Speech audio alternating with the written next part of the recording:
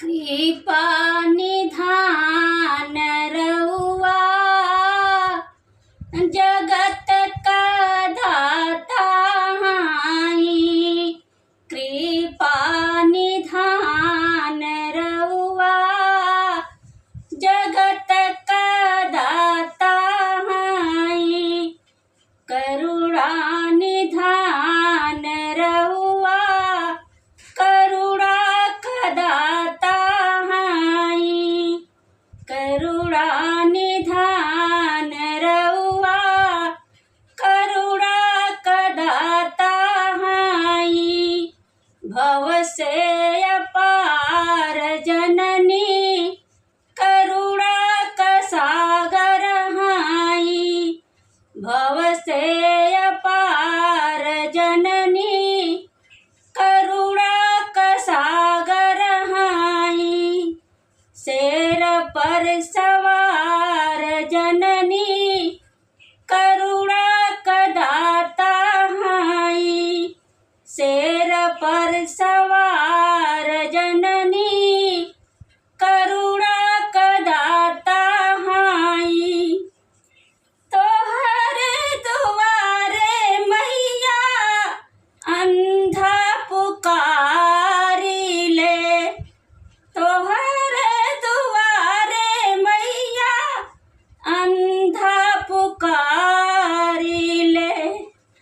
भव से अपार जननी भव से अपार जननी भव से अपार जननी नयन का दाता हई। भव से अपार जननी नयन का दाता हई। कृपा निधान जननी करुणा का दाता हई। कृपा निधान जननी जगत का दाता हई। तोहर दुआरे मैया निर्धन पुकारी ले। तोहर दुआरे जननी निर्धन पुकारी ले।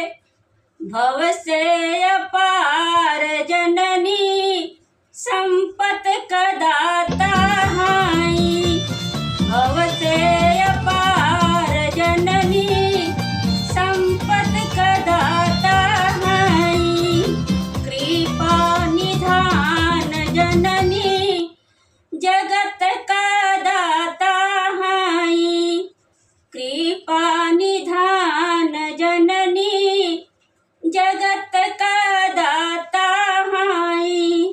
तोहर दुआरे जननी कोढ़िया पुकारी ले।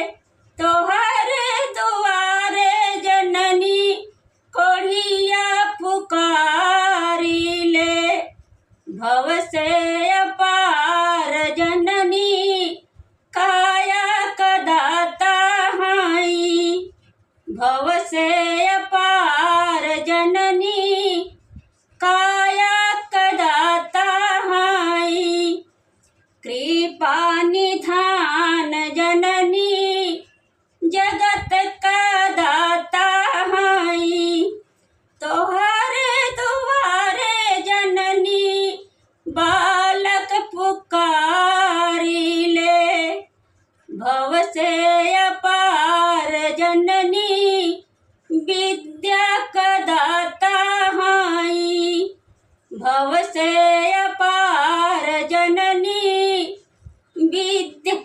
विद्या का दाता हई। भव से अपार जननी विद्या का दाता हई। तोहर दुआरे जननी बालक पुकारी ले। तोहर दुआरे जननी